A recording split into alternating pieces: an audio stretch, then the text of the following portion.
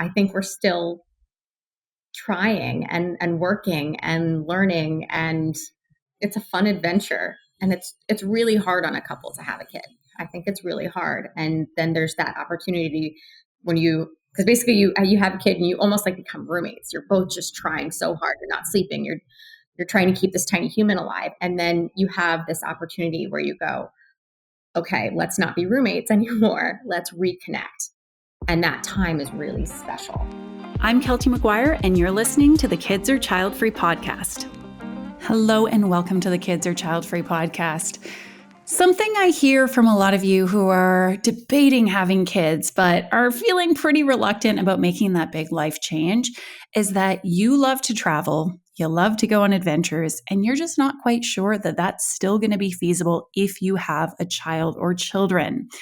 And a few months ago, I came across a couple on Instagram. They run an account called Romaroo, and I saw a few of their videos and I thought, okay, these are the people that we need to talk to about how it's possible to live an adventurous, travel-filled life with kids.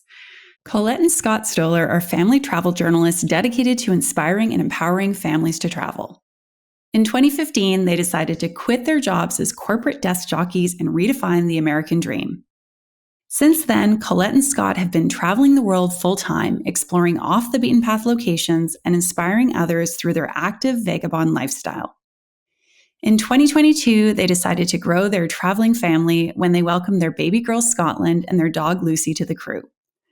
Scott and Collette have been featured in the likes of USA Today, NPR, BBC Capital, and Martha Stewart Weddings, and they've also had their freelance writing and guest posts in publications that include Huffington Post, Livestrong, and BuzzFeed.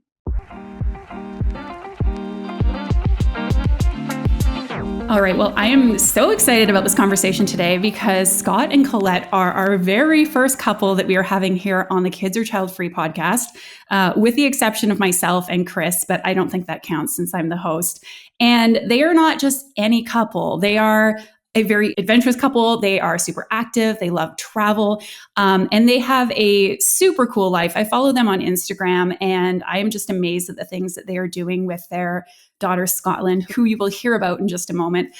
So without further ado, before we get into the nitty gritty of who these two folks are, I want to hear about the Kids Are Child-Free decision. We're gonna kind of like, I don't want to say start at the end, but then we're going to go backwards from there. So tell me, the two of you, first just tell us briefly about who you are, and then I want to hear about how you arrived at this decision to decide to have a child.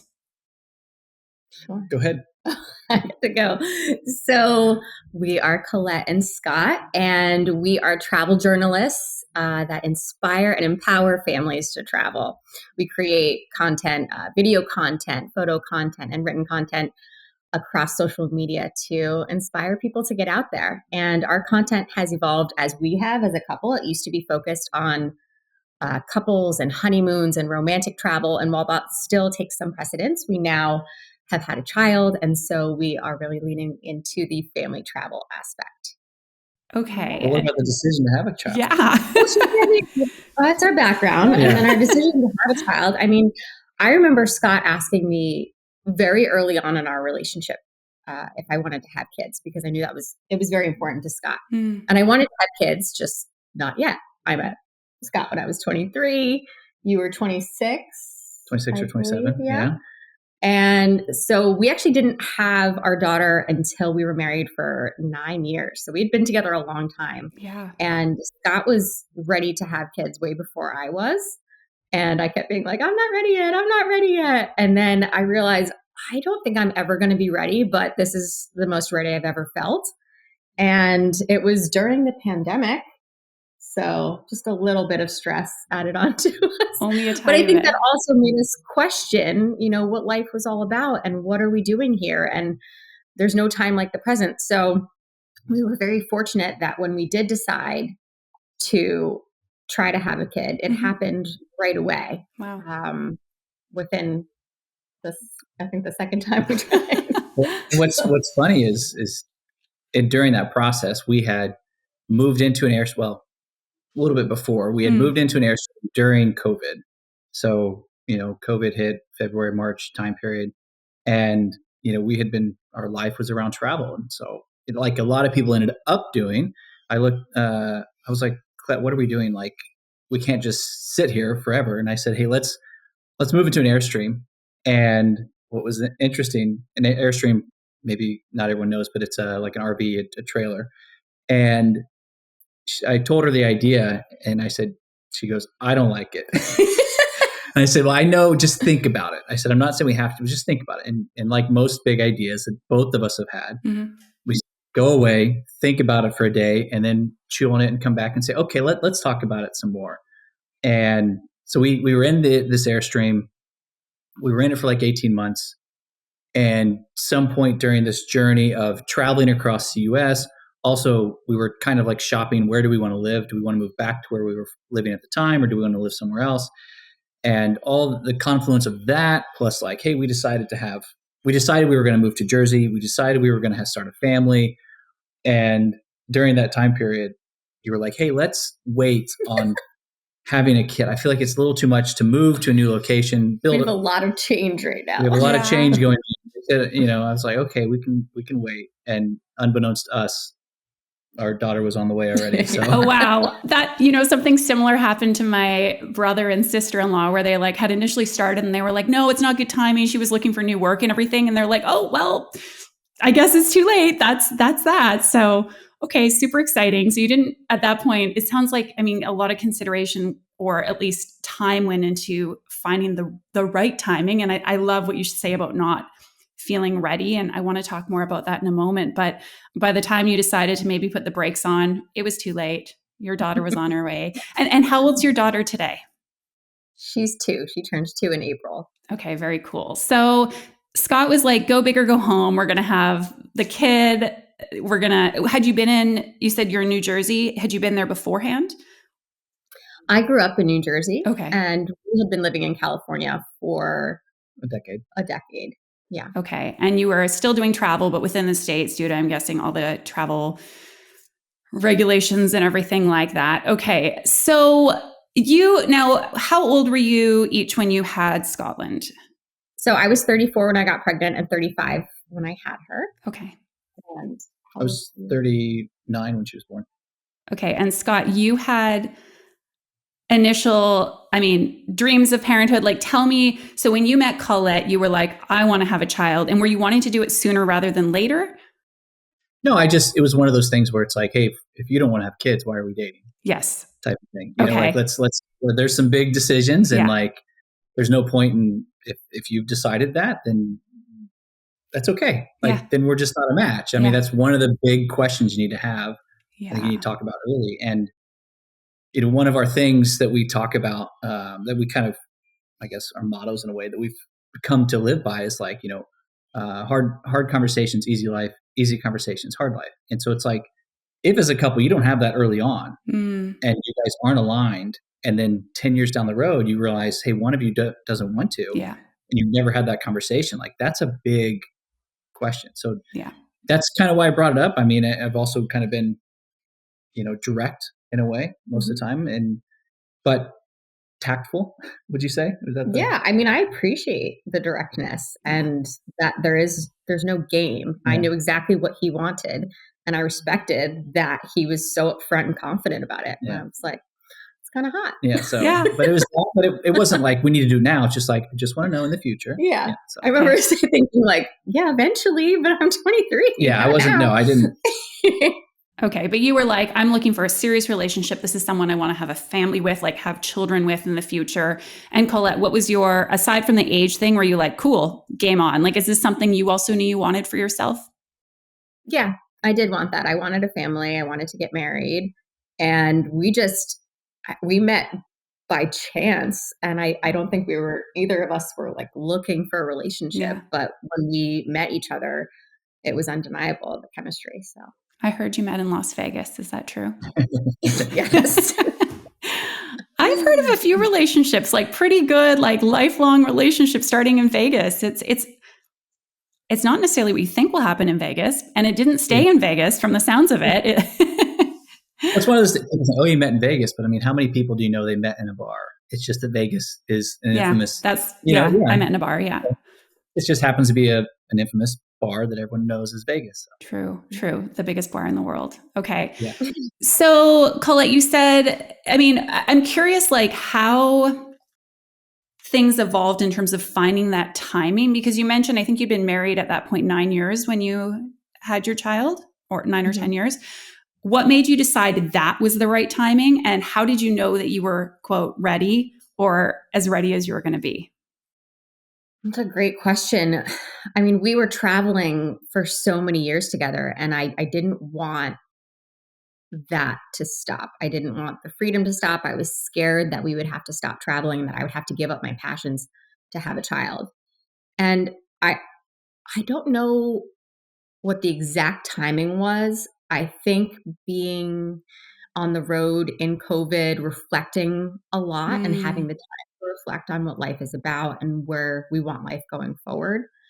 It just seemed like all of a sudden something clicked, and I was still terrified and never quote unquote ready, but it felt like the most ready I had been. And I thought, okay, let's try. And then it happened, and it was the best decision ever.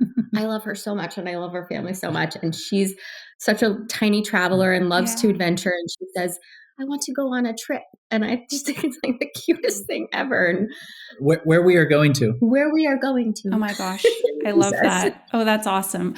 Okay. And so did you anticipate when you had Scotland, like, I mean, it sounds like, and I'm curious kind of what the pre-conversation was like when you said, okay, you know, we're going to do this. It is a leap of faith. And I'm glad that you shared that you never felt that 100% ready, because I sometimes think people are waiting. And I know for me, I mean, I don't have kids, but for so many other things in my life, it's like you have to leap before you're ready, before you know the net will appear, if you will. Because I don't know if we feel ready, I almost think that's a false sense of security, because you have no idea, of course, what resides on the other side of these big life decisions. So what was that conversation like between the two of you in terms of the desire to keep your life or lifestyle going? And did you think that was something you could uphold with the travel, with being on the road so much? So I guess most people would think, oh, we needed to have this conversation and like a plan.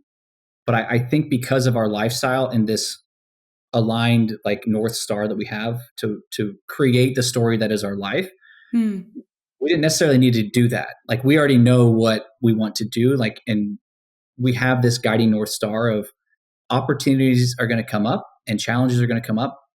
And we want to, you know, we have this vision of us when we're 70 years old, telling the stories of all the great things, all the great journeys that we've been on. And so, I mean, there were probably some discussions and reassurances that I probably had to give Collette, like, it will be okay. We'll be able to make it. And I also think that because Collette is more of the traveler, and I love to travel, but I'm also the person who could be fine just going to the same spot every year. It makes it easier for us to continue the travels, because early on, there's just so much more stress on the mother. It's just biologically, there just is. So it, you know, for our first couple of trips, because she wanted to do it, you know, it wasn't me pulling her along saying, hey, bring the baby, we're going to go to Europe. She wasn't, you know, exhausted being like, I can't believe my husband made me do this. You know, she's literally being the one who's like, I'm so glad that they're all going with me type of thing. Yeah. So, but no, I think we never really had to realign and make sure that we were going to go. I think we just knew that whatever's going to show up, we're going to do it. And I think we gave ourselves grace. I know I did in the beginning of, I don't know when I'm going to be ready to travel. So I didn't plan anything prior to having our daughter. I just said, let's see how we feel after we have her and then make the decision to travel after that. And it wasn't very long. We waited about 3 months. So, but we were home for, I think, 2 months leading up to the birth as well. Well, also you had her passport like in process within like less than a week after she was born. It wasn't that cool. Did you have the passport photographer come to the hospital or come to the birth? I took her. Okay. Yeah. Okay. It's great. It's great. Yeah. So we just kind of made the decisions and then adapted from there. Yeah. I'm such a control freak in life, but there are some things you just can't plan out. And that was a real sticky point for me, because I'm like, I want to plan. I want to know what's going to happen. And there's so much in the having a baby process that you just have to release and surrender. you're still guiding it, but there's a lot of surrender. Yeah. I like what you said, Scott, about, I think you described it as the story. We knew, or we know what the story of our life, what we want the story of our life to be.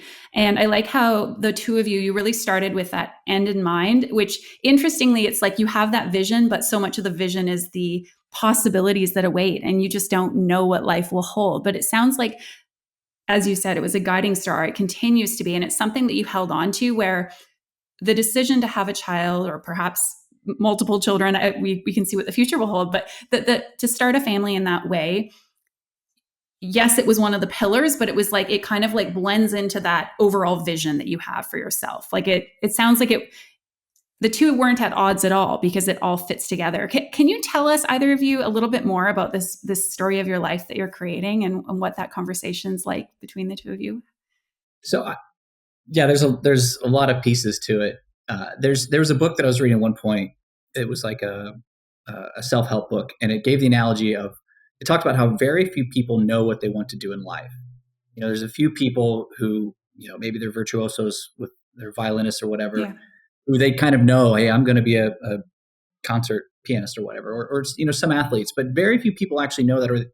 And so but you do know like a general idea of what you want. And the analogy they gave was like, you land on this island, but you don't have a map, but you need to go in a certain direction. Either there's like the top of the mountain, or there's a star, and you see all these different paths, and you just start to make the decision. Like, they may not head directly in that direction, but they might be, somewhat there. So you just keep making decisions to get you in that direction. I think that's what you have to do with a lot of your life, because you don't know exactly what things are going to pop up, but you kind of know what direction you want to head. Yeah. And with, when we, back in 2015, that's kind of where our whole journey really started. We were the typical corporate America, just bought a house, but we had always dreamed we would take these big trips, and after a honeymoon, and even on these big, annual trips that we would always talk about, man, it'd be so great if we just continued traveling. Even on our honeymoon, we extended it a day and a half, and we like got back like almost the morning before we had to go back to work, when initially we had like an extra day to recover. But one day we listened to a podcast, and it was Wolf Potts on Tim Ferriss talking about his book Vagabonding, and it influenced us to make a big leap of faith and take a leave of absence of, initially it was going to be 7 months, ended up being 18 months, turned it into this career of content creation, and haven't looked back. So, and then now we realize like, hey, big decisions like that allow us to control time, and the idea of time wealth, and understanding, being in control of how you make your money, and it allows you to control your time, and you realize the value of that time, versus, a lot of people are stuck in that 9 to 5 kind of rat race, and it's wanting more. It's wanting to have more control. I think a lot of people, they work that 9 to 5, they earn their money, and they want to have control and release by, unfortunately, you end up getting caught in this. You want to buy something else. You think that's going to fulfill yourself, when really the void is probably control of your time and energy. And it's just very difficult, because we put ourselves, and it is that rat race. We put ourselves in a house that maxed out the mortgage based on our income. And so we don't think we could ever take a step back to then take a step forward. And so it's, but we took that risk. We took it at a time when actually I think most people think we're crazy. We were early 30s or whatever. And, but I'm so glad we did, because now, I can see our path and our future, and it's not 100% clear, but we know how to get past the speed bumps whenever we hit them. And I think one of the quotes that was in that podcast was that the stoplights in life are never all green. And it kind of puts in perspective that thought about, were you ready to have kids? You might not be ready, but like, it's never the right time. All of the stoplights in life are never all green. It's never the right time to create the product, or say I love you, or start the new job, or go on that trip, or have a baby. You just, and you said before how you kind of have to take a leap of faith. It ends up being like that. You have these dreams that are inside of you, and they're speaking to you for a reason. You need to listen, because one day you're going to be older, and you're going to look back and think, why didn't I take the risk? Yeah. I'm really inspired by your story. And I think a lot of it is because, well, first of all, you seem to share very similar values to myself. So it's nice to see, what I aspire to sort of modeled for me. And now, granted, I've decided not to have children, but aside from that, certainly this idea that my life can look the way that I would like it to. And it doesn't mean that I know all those components of it, but I know how I want to feel. I know what kind of experiences matter to me. I know, relationships that I want to prioritize and how important connection is. And I especially like your story because I think it exemplifies the fact that I don't want to sit here and say like, we can have it all, but you debunk the notion that if there's certain things we want, it means we can't have other things. Like if we want to have adventure, we can't have security. If we want to have freedom, we can't have children.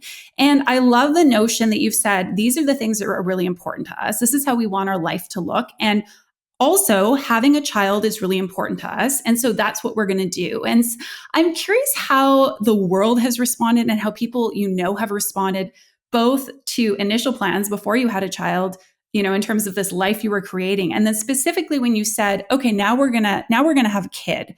How have people responded to that? What have they said? So you're going to stop traveling. That's like the first thing. Yeah. And it's like, no, or so what are you going to do? Yeah. Like in life now then? It's like life has to stop. It's shocking the negative energy that people just go through life, and they don't know how to meet you at your level often. And I can remember a guy coming up, Scotland was like brand new. And he's like, oh, congrats. And how's she sleep? Oh, great. Well, just wait for the second one. That one's not going to. And it's like, why are you such a curmudgeon? Like, yeah. You don't, and you're like, get that bad energy away from my child and my family. We don't welcome that here. That was the main thing that we were met with. And a lot of people, even, our world, or our work and our life just doesn't conform to society's norms. And so we have a kid, they think we have to go back to that normal way. And it's like, no, there's so many different ways and opportunities. I mean, now people with the internet and social media, you can see what people are doing so much easier. If you want to do a little research, you could take a year off and have your kid be educated in another country, where in the past that was literally so foreign and so it seems so hard to do. Now it's so easy to learn. There's Facebook groups or whatever. You start doing research, you find out, oh, here's hundreds of people that I can talk to personally and get their experience and take that risk. So I'm on a tangent, but no, that's important. We're taught, I think, from such a young age that there's one way to live. Yes. And then luckily this information age with social media has opened up an entirely new world. Now we've always had books to access, but we get information so much quicker and we can connect with these people via email or social media, where that never happened, 20 years ago. That would be impossible. So it's a whole new world. And I think it's amazing that we can see that there's other ways to live. I think some of that is people are trying to pull you back for I feel like, unconsciously they regret some of the decisions they've made with their life, and they see how you're doing something different. And, it's like the analogy of, I don't know, have you heard of where they put the monkeys in a room and there's a pole in the middle? Have you heard this? I don't think so, but okay, so I was a psychology student, so I know lots of research tests with monkeys and rats. So which one? So there's a pole in the middle. At the top of the pole, there's a bunch of bananas. Okay. And they put 5 monkeys in there, and every time the monkeys would try to get it, they'd shoot them with like a fire hose until they stopped trying. And then they slowly introduced a new monkey, and the new one would try, and the other 4 would pull it back down until that one stopped. And then they'd introduce one. And then they got to the point where none of the monkeys had seen the fire hose. Wow. But they still wouldn't go to try after. And they never hit them with the fire hose ever again. And I don't know why. I feel like there's that analogy of a lot of things in life where you feel like you can't do something because everyone else is doing that way, but you don't challenge the question of why. Yeah. When it comes to why can't you have a child and travel? Why can't you, move abroad for a year, whatever your aspirations might be? And, why, I don't know, there's just so many big questions out there. Yeah, I totally agree. And this is something I see with not just coaching people around this decision, but helping people define and, achieve the things that they want for their lives. Broadly speaking, is we're so limited in terms of what we think is available and possible for us based on what other people have told us, based on what we've seen modeled for us. And I also think with this decision, I mean, and hey, it's in the name, like I've made it dichotomous, kids or child free. But what I want to encourage people listening to do is to really think about the fact that there are so many different ways either of these decisions can look in between, having kids in a very traditional way that we regard it to be, being situated in one place. You've got your, mom, dad, white picket fence, this sort of like very traditional notion of what it means to be a parent and to have kids. And then we think about child free. Of course, we all have our notions about what child free living looks like. And I have a lot of people say, for example, listening to this podcast, well, these people, they travel all the time. They're authors. They're doing all these cool things. I don't necessarily identify with that in my own life, which may look different. And I think we need to look for examples that reinforce what we want for ourselves, knowing it can be on that spectrum. And for you to say, we're going to do both. We're going to have a child and we're going to have this adventurous life and we're going to be based around possibility and opportunity and travel. It's something we see so seldom. So I really hope for people listening, whether or not they want a life that looks like yours, I hope it helps them open themselves to the possibility that they can have a life that looks like whatever theirs might look like, what they want. Yes. That's And really nice. yeah, I agree. I see so many decisions that people make that are major decisions, be it, the house that they choose, the car, like big financial decisions that I don't think they fully understand the consequences financially of those. So if you get, cars for a big one, people underestimate the true cost of what the car is going to cost.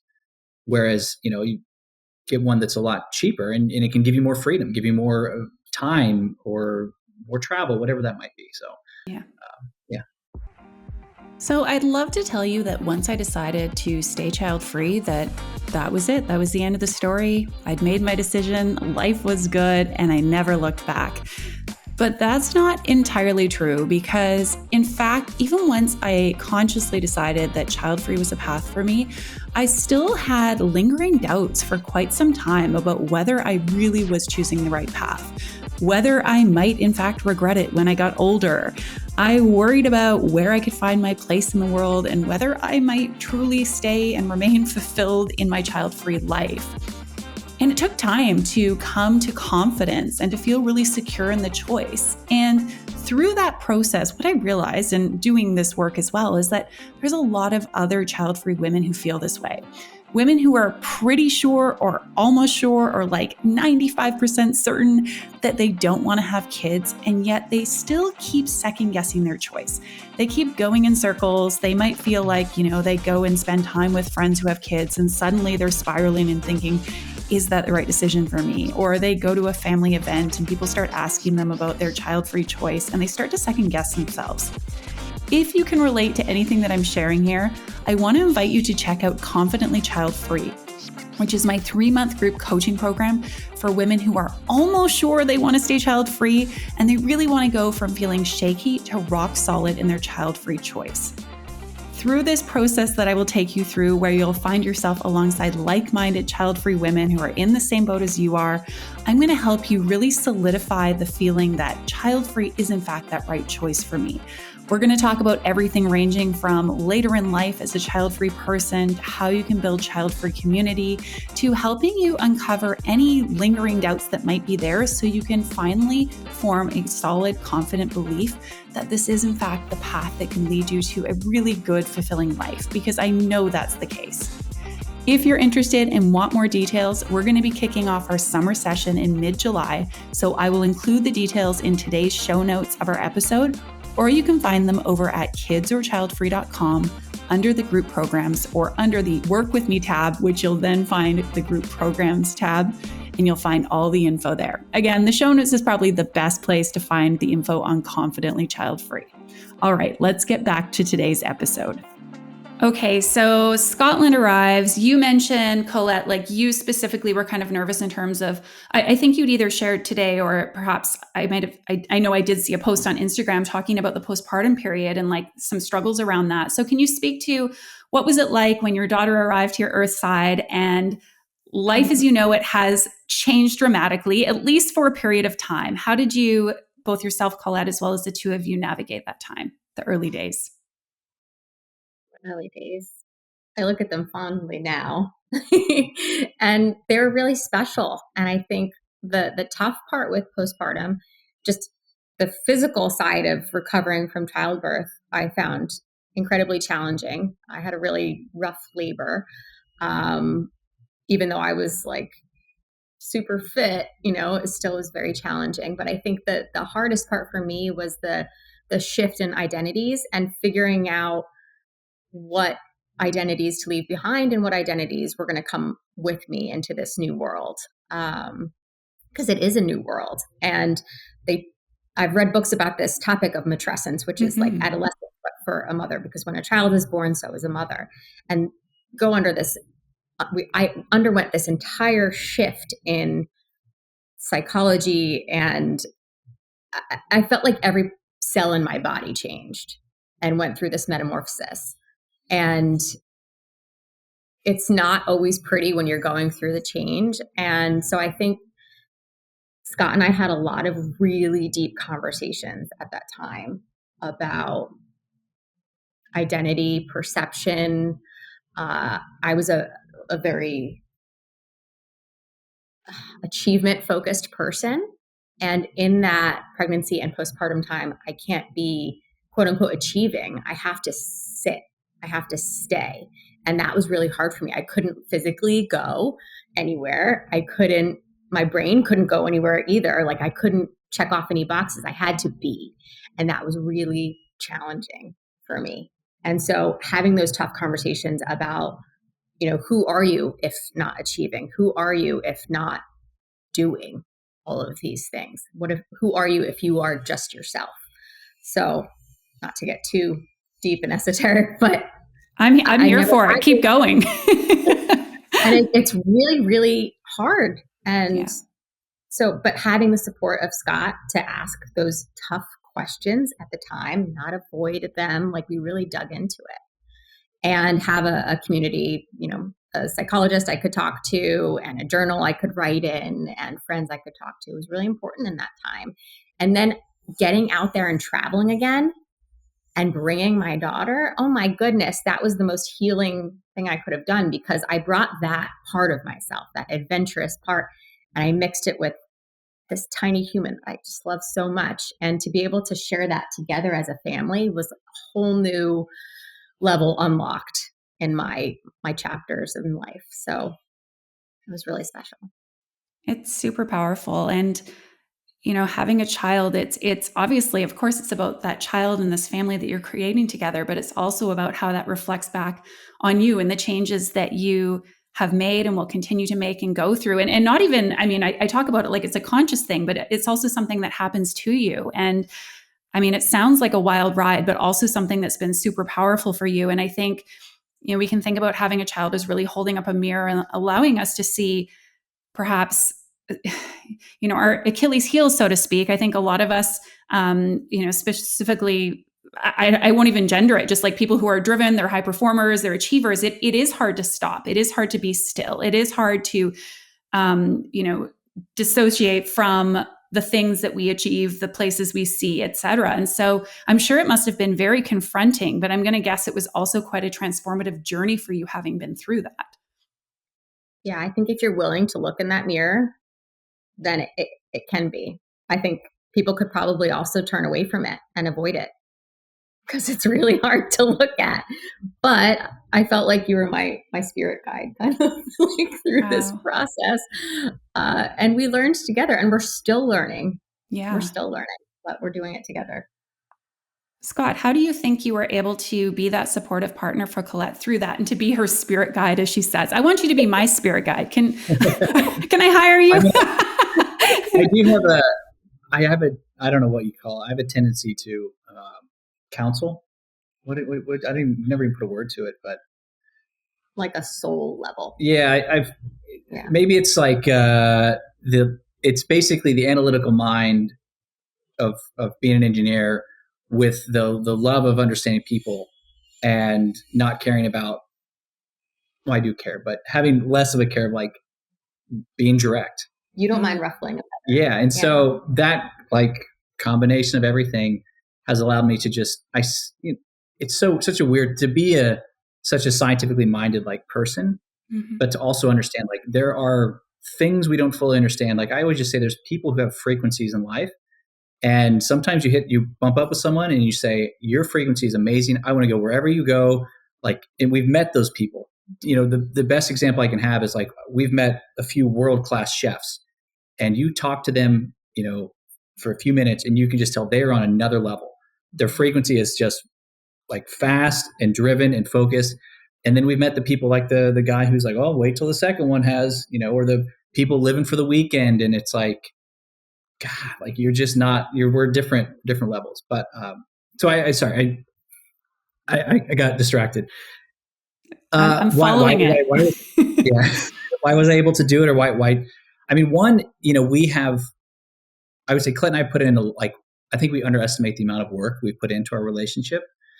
We have, I read a book when I was just coming out of college, and it was a cheesy like Dave Ramsey book. But one of the things he talked about was going to couples counseling.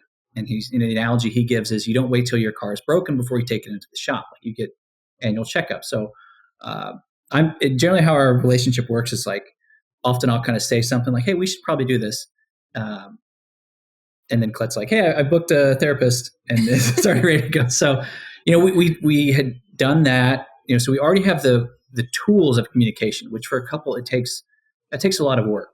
Yeah. It really does. You need to go to a professional, I think, to kind of understand those. And so first we had that, and we were able to talk to each other. But I'm not perfect as a new dad. That's one thing that I think is underestimated is, as a couple has a child, one of the other difficult things you will have is the transition from 2 to 3, becoming mothers in a family, and parents in a family. Your decisions are different. We had some struggles of like, basically, now there's the families we came from who are pulling on us, and how do we balance that, and how do we balance our new needs? And in the past, when it's the two of us, it's easy to kind of be split apart or battle or just talk, hey, would you do this for me, vice versa. Now it's the family dynamic and understanding that. And that's a big learning curve. And you need to have those discussions because you will hit problems, and you will have to, how you did things in the past are not going to be how you do them in the future. I think we both have always accepted influence from the other. Like, I really want to know what's on Scott's mind, and I want to hear, and I want us to keep improving. And we can only do that if we continue to educate ourselves, communicate with each other, and try again. And so I'm so grateful that you are always willing to have the hard conversations. And sometimes when we don't know how to have them, just the two of us, we go, all right, we got to go to our therapist and talk and figure this out. Cause like, we're not seeing it. We need help. And so I think we've always been open to that, always been open to improving. And when we had a kid, our dynamic changes. And I mean, I remember reading John Gottman books. He's a couples counselor, about how the husband and wife need to stay connected after having a child. And you can read all of the books and stuff, but putting it into action, it's so different. And so I think we're still trying and working and learning, and it's a fun adventure. And it's really hard on a couple to have a kid.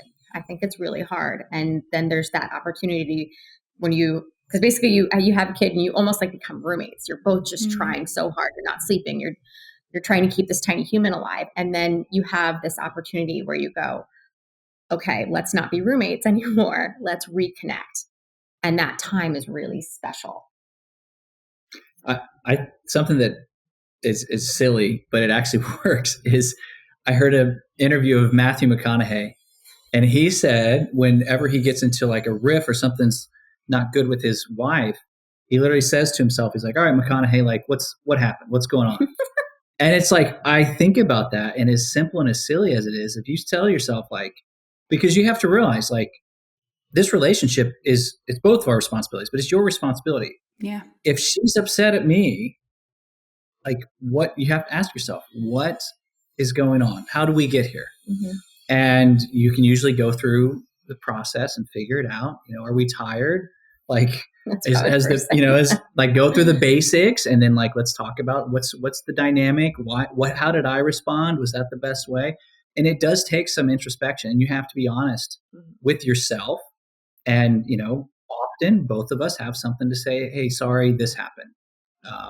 And, most time it's, as you learn to have a successful relationship, it's the best. Hey, listen, I did this. I'm sorry. Like, I didn't mean to, whatever. And most time it's reciprocated in some form. And so being able to do that and realize that the goal is to have a loving and successful relationship, not to be right. I mean, if you meet people who say, oh, yeah. I mean, that's the biggest thing you'll learn in having a good relationship. I can hear and see just, having this conversation with you and how the two of you engage with each other, that you both have such an openness to learning, to growing, to each other. That receptivity of like, okay, what's going on? I want to know how I can do better, be better, accountability as far as how you're showing up in the relationship. And then such great communication. And it's an evolution. It's a commitment to saying this is going to grow and change and it's going to be work, but we want to make not just our relationship work, but to really have your relationship thrive. And perhaps I've already answered my question, but I'm curious, for a couple that's considering having a child or children, what do you think they need to make sure is in place as far as like the foundation of the relationship before they embark on this new journey? I feel like if you haven't gone to couples counseling yet and had a mediator, like I would, unless like we both want to have kids, we're so excited, we our financials are in order to the best they can be, and we've kind of talked about it, great. But if there's some questions, either one that you're afraid to bring up, whatever, hey, I don't know if we're going to travel, or what's the burden? Who's going to take care of the child? Is it going to just fall onto the woman? Like, what are those agreements? Which I still think it'd be good to just go have a professional therapist to talk about that, because it's so much easier to have an independent person listen and guide you through that process of a discussion, and you can get so much out of it. It will be hard. It will be very uncomfortable, but it's like having a coach you on the field. And I think going to talk to someone, if you have any reservations whatsoever, anything coming up for you, talk about it, get it all out on the table ahead of time, because if you don't do it now, it's going to come out at some point, and you might not have as much control over those thoughts if it comes out in different ways. So I think confronting all of that stuff, your family of origin, where you came from, how that's impacting your emotions leading up to that thought of, do I want to have a child or not? If you're on the fence, talk about it, like really talk about it. And I think the stuff that you were saying about who's going to take care of the baby, what's your plan ahead of time as a couple, it's really important, because a lot does fall on the woman. And I think it's really good to have the conversations ahead of time, so you're not having them in the heat of the moment. And something else that we kind of, like Brene Brown talks about how, relationships aren't 50-50. And she has this in her marriage where it's like an 80-20 thing. And you have to realize, like, you have to show up and serve. And there are days where, especially with a child, where one of you is just going to say, I can't handle it. And the other one's going to say, like, I need help. And maybe both of you will be like, we're exhausted. Like, let's just remove any restrictions that we have. If it's throwing a movie on and ordering pizza, that's what we need to do. And so I think it's just same thing with, when it comes to the apology and communication, like serving the relationship, same thing with the family. You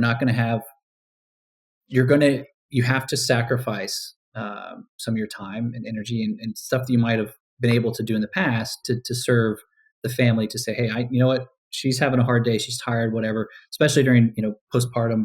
I'm going to take the baby. Like, I know you said you would take her for this time, but you just take care of yourself.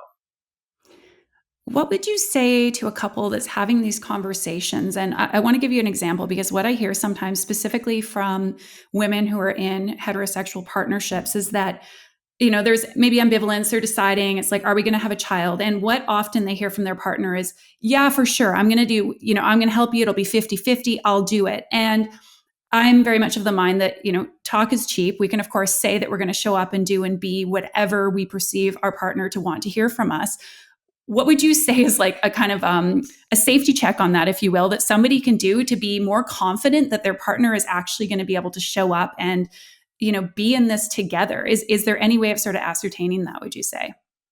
I feel like my first feeling, and I'm curious what you have to say, is you have to give trust and faith with your partner, and you would know if you're how much you trust your partner, and if Yeah. you for some reason feel like it's not there, to try to like do a test or something. I don't know. I can't think of a.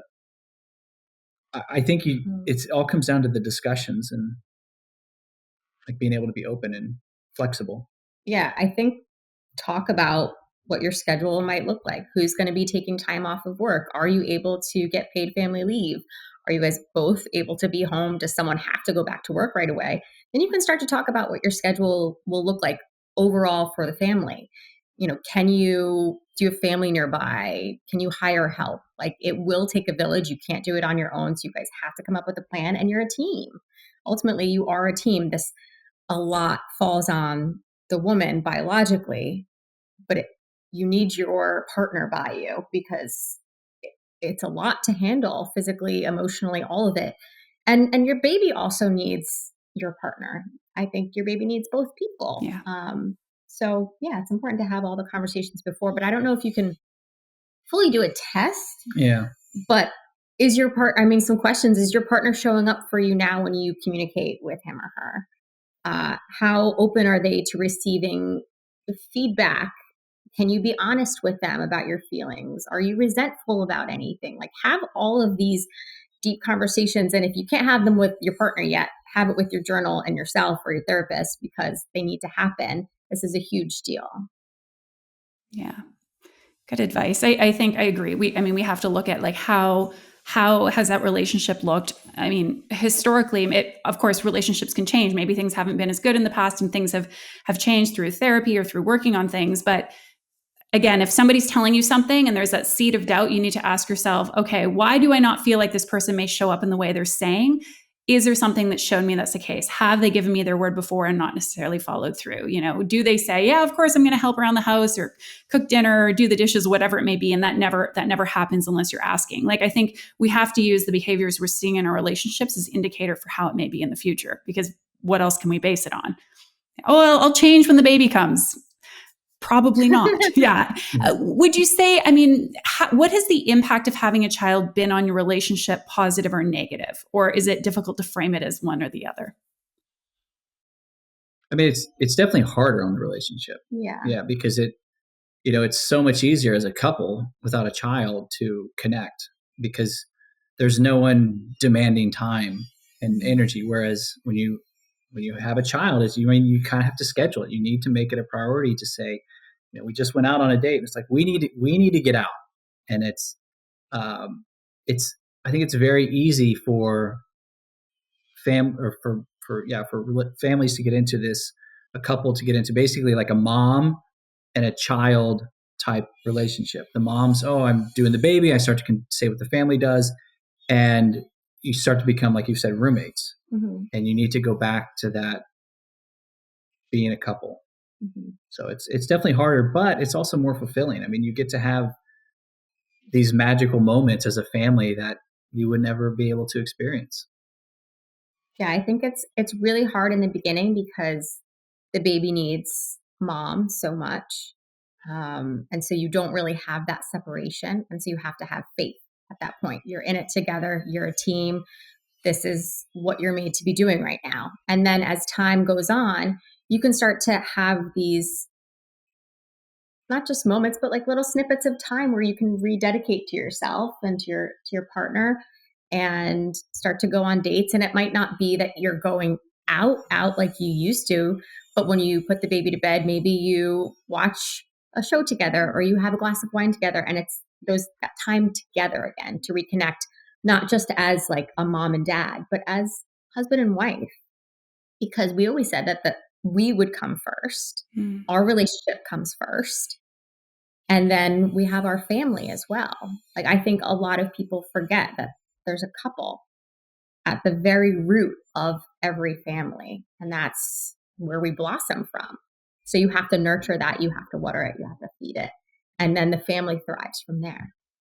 I love the plant analogy. I can picture it. It's a perfect way of putting it. And I think that people forget that. And, there's this notion, of course, our children deserve the most from us, but to think about like sidelining the relationship, of course, in certain circumstances and certain days or weeks, it's like that has to take the priority. If, like you say, that the parent-child, specifically mother-child bond, but to know that, I love that you say it's at the root of this relationship, that couple, I think is so important. So it sounds like the two of you have been and continue to be really conscious about putting emphasis on that and creating that time for yourselves and for your connection. Okay, before we wrap things up, I have a few questions. I want to get back to travel with kids because people might be listening. They're like, okay, these folks say they're doing it and they've got their 2-year-old and they're going on trips. You took the first trip at 3 months, you said, correct? And where was the first trip and how did it go? We took our first trip to Bermuda, which from New Jersey, it was only about an hour and 45-minute flight.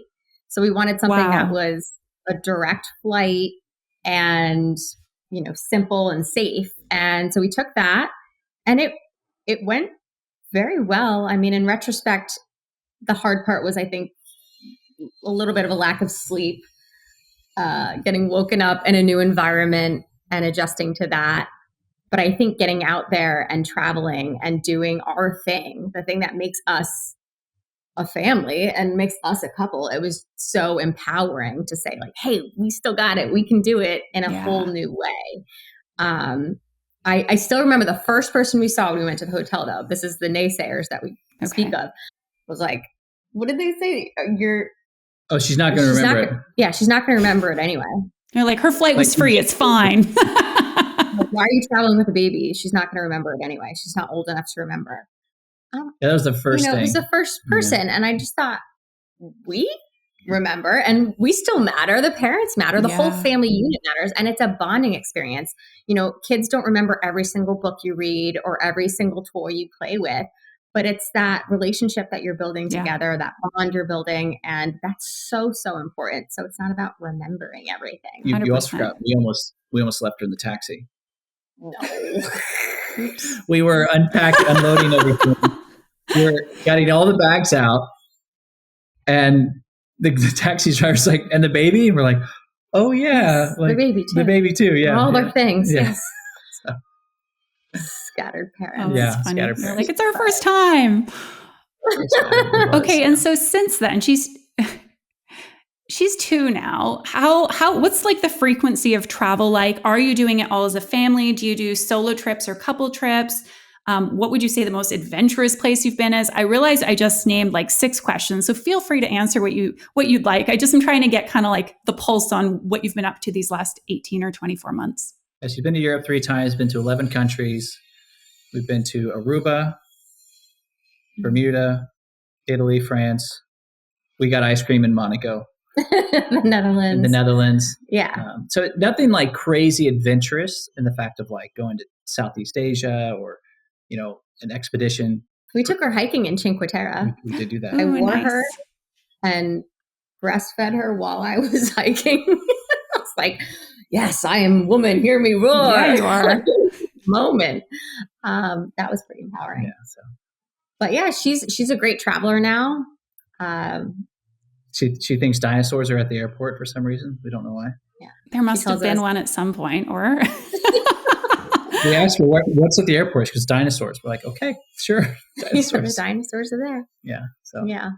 It's never easy. I mean, when you have a little one, I mean, little like 6 months or younger, you're just stressed about everything. But it's actually easy in the fact because they don't move, they don't really need anything besides like milk.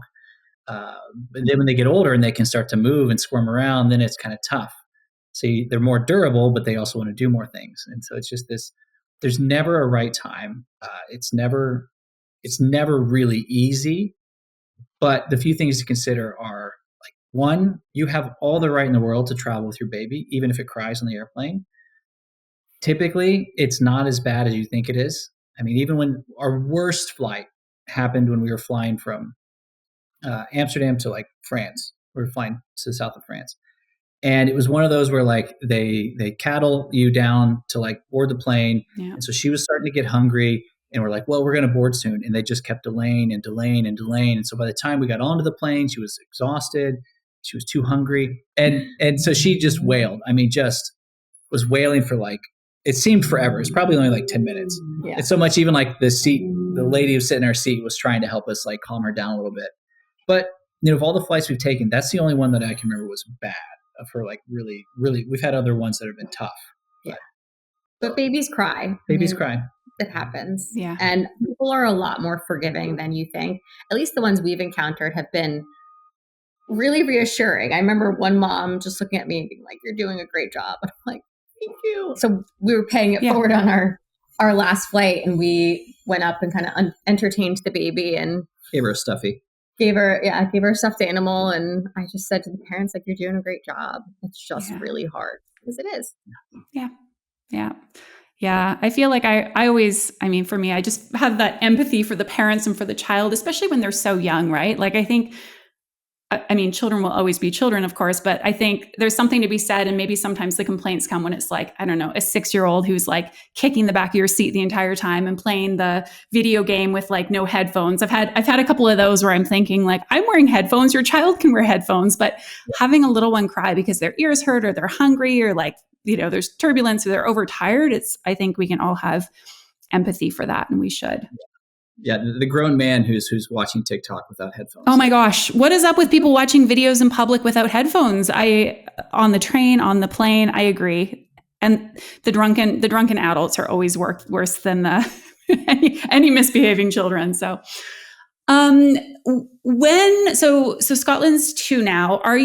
How will that change when she's of school age, do you think? Are you planning to have her in regular school system? Are you planning to homeschool? Will you do trips around schooling, or what's the plan? Are you going to cross that bridge when you get there and see how you guys feel?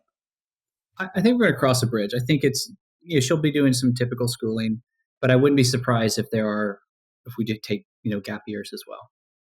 But we don't know fully. Yeah. Yeah. I think it's a good approach. And as we talked about earlier in the episode, there's so many different options and in which ways can look and in which you can parent a child. So kudos for being open to that. Okay. Before we wrap up, I have 5 rapid fire questions that I ask all of my guests. And I guess it'll be like 10 questions because you can either take turns or you can both answer. The first 2 are finish the sentence. So being a parent is...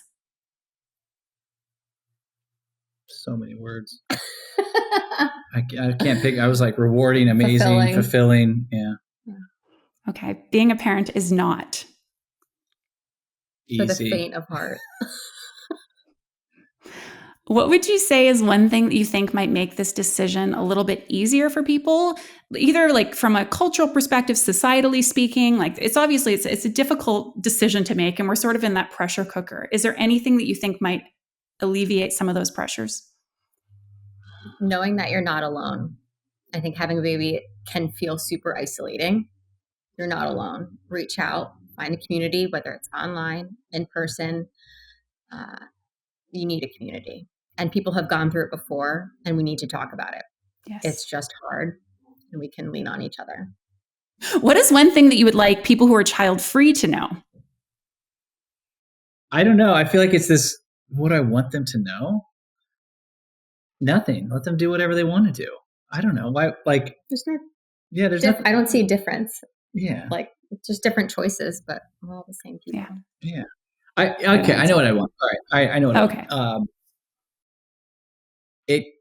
Like having a child, this is going to be a longer answer than like rapid fire. I don't think we understood the importance of having a child and like sending little gifts. And I think it goes a very long way to when someone does have a child to just send a little recognizing the birth. Yeah. Yeah. It's a big deal. It should be celebrated. I agree. Yeah. Mm-hmm. You've reminded me of someone I need to send a gift to. Okay. Lastly, if there's one piece of advice you could give to someone who's currently on the fence about whether or not to have kids, what would that advice be? I don't know. You're the advisor, Scott. Come on. The thing is like each person's different. I don't give the advice. I just ask the question.